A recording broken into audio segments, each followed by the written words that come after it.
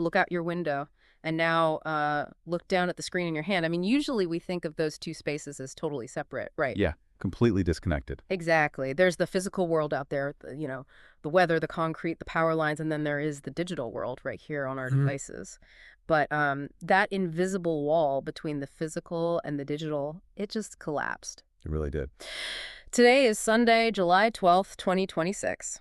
And the massive heat dome that is currently baking the United States is on a direct collision course with the explosive growth of artificial intelligence. So, welcome to the deep dive. Today, we're tearing into the 4 p.m. afternoon brief from the Daily Tech Reader to uncover exactly why your digital life is suddenly driving physical reality. And what that actually means for your work week starting tomorrow. Right. And joining me to map out this massive convergence is our resident expert. I am so glad you're here for this one because, well, it's a lot to wrap your head around. It is great to be here. We are looking at a fascinating intersection today.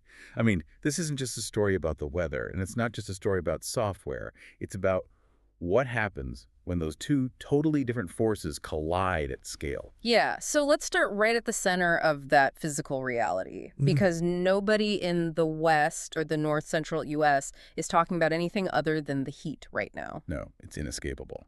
We are sitting under a notoriously stubborn heat dome. I mean, we are seeing daytime highs exceeding 110 degrees in some of the Southwest deserts, and it's expanding aggressively across the plains. Yeah, it's moving fast. But looking at the public health data in today's briefing, the peak afternoon temperature actually isn't the primary mechanism driving the health crisis, is it? No, it really isn't. What's fascinating here is that public health officials are far more concerned with what happens after the sun goes down. Really? The nighttime temps. Yeah, the real threat to human resilience right now is the unusually warm overnight temperatures. From a purely biological standpoint, human beings rely on a nocturnal temperature drop to essentially, reset our cardiovascular systems. Because your body is working incredibly hard to keep your core temperature at 98.6 degrees. Like, when it's 110 outside, your heart is just pumping massive amounts of blood to your skin to try and radiate that heat away. Precisely. It's a process called vasodilation. Your heart is basically working overtime all day. And usually when the ambient temperature drops at night, that thermal gradient shifts. So the sheet has somewhere to go. Right. Your body can dump heat easily, your heart rate downshifts, and your whole system recovers. But because of the urban heat island effect, where, all this concrete and asphalt absorbs solar radiation all day. Oh, and then it just bakes it back out. Exactly. It slowly releases it at night. So the ambient temperature is staying in the upper 80s or low 90s all night long. The thermal gradient disappears. Your heart never gets to stop sprinting. Wow. It's like running a marathon, crossing the finish line, but then being forced to sprint in place for another 8 hours. That is a perfect analogy. Yeah. Eventually, you just go into physiological debt and your system crashes. And I mean, that is exactly why the medical updates today are pleading with you to stay hydrated, use the cooling centers, and honestly, check on your vulnerable neighbors. Yeah, you have to, because if you don't have dependable air conditioning, your body literally cannot overcome that physiological debt on its own. Right, which makes AC a lifesaver. But while our biological systems are desperately trying to shed heat, our physical infrastructure is trying to do the exact same thing. It is. Which brings us to the core of today's analysis. Exactly. Because when an entire region is trapped in a heat dome, millions of people do the exact same thing, right? They crank the air conditioning. So the grid is already dealing with a massive traditional cooling demand extending way past the usual afternoon peak. Right. But now we are slamming that traditional demand into the new invisible power guzzlers of the modern world. Yeah, the grid is under extraordinary pressure because utilities, they usually plan for a very predictable spike. Everyone gets home from work at 5 p.m., turns down the thermostat, turns on the oven, fires up the TV. The classic 5 p.m. surge. Exactly. But the massive new variable rewriting the rules of the electrical grid this summer is the AI data center. Utilities aren't just balancing temporary residential spikes anymore. They are forced to factor in this massive, sustained 247 power draw coming from advanced computing facilities. Okay, let's unpack this because I actually need to push back here for a second. Sure. Tech companies are constantly bragging about making their silicon more energy efficient, right? Like every single year, we hear about how the new generation of microchips uses a fraction of the power of the old ones. Oh, absolutely. So if computing's getting drastically more efficient, why is AI suddenly threatening to crash the physical power grid? Like, people think of the cloud as this invisible, weightless magic. Yeah, that's a really common misconception. You are hitting on a classic economic concept called Jevons paradox. Okay, what is that? Well, when a technology becomes more efficient, it effectively becomes cheaper to use, which, somewhat counterintuitively, actually drives up total consumption. Oh, so because it's cheaper, we just use way more of it. Exactly.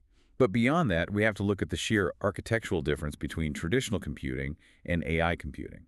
So a traditional data center, it's filled with CPUs, central processing units.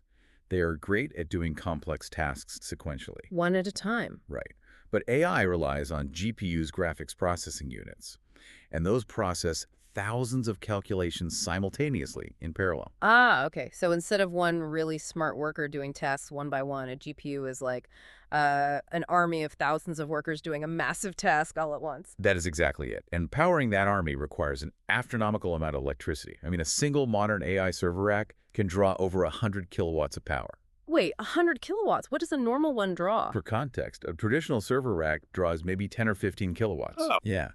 And when you pack thousands of these GPUs into a dense facility, they generate so much heat that traditional air conditioning physically cannot move the air fast enough to cool them. So fans just don't cut it anymore. Not even close. They're having to use direct-to-chip liquid cooling systems, which in turn require massive industrial pumps and chillers just to keep the water moving. So wait, when I pull out my phone and casually ask an AI to summarize a 50-page PDF for work, I am literally asking a power plant somewhere to burn more fuel to run a water pump. That is the direct physical causality, yes. Yeah. And it brings us to the biggest takeaway from the source material, the concept of the big convergence. Right, where it all comes together. Exactly. We can no longer view the tech sector as existing in some weightless, ethereal cloud. AI, cloud computing, advanced manufacturing, and electricity generation, they are now a single, deeply intertwined infrastructure system. Digital growth is entirely tethered to physical things. Like industrial-era realities. Generators, substations, transformers, high-voltage transmission lines. Yes, all of it. Which totally explains why utility companies are basically scrambling to balance this.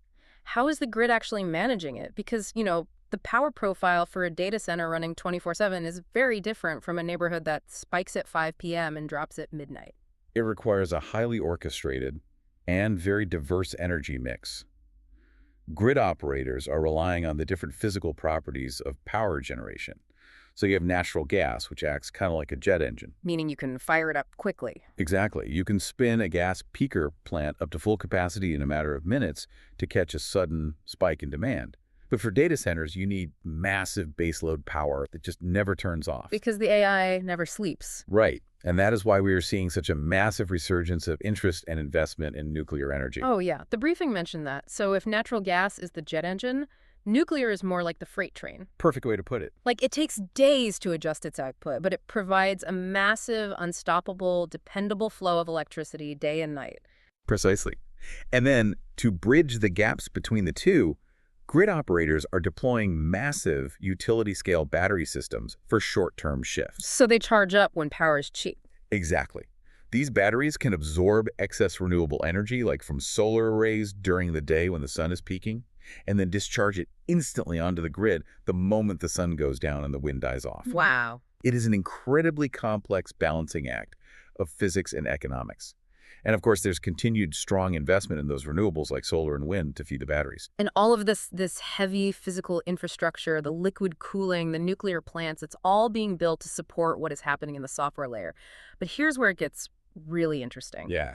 Because the way we are actually using AI right now, as of July 2026, has shifted dramatically from the hype we saw just a couple of years ago. We are officially in the hard hats phase of AI deployment. That is a highly accurate way to frame it. The source note's a major shift here. 2 years ago, the entire tech industry was totally obsessed with the idea of unlimited agent autonomy. Right, just letting the AI loose. Yeah, the goal was to create these sprawling, omnipotent AI agents that could just be handed a high-level goal, like increase our Q3 sales by 10%, and the AI would go off into your company's network, analyze data, send emails, and basically restructure supply chains entirely on its own. Which, frankly, sounded like a massive liability. I mean, if an autonomous agent hallucinates and decides to order 10,000 units of the wrong product, the company is on the hook for that. And that is exactly why enterprise adoption pivoted. AI is no longer a separate, hyped-up tech category. It is the ordinary foundation of digital business. And businesses do not want a brilliant, unpredictable black box. No, they want control. They want predictability, auditability, and reversibility. So the deployment strategy has shifted heavily toward narrow, dependable workflows. AI is advancing fastest where its actions can be observed and measured. So it's less about magic and more about reliability. Think of it like bowling.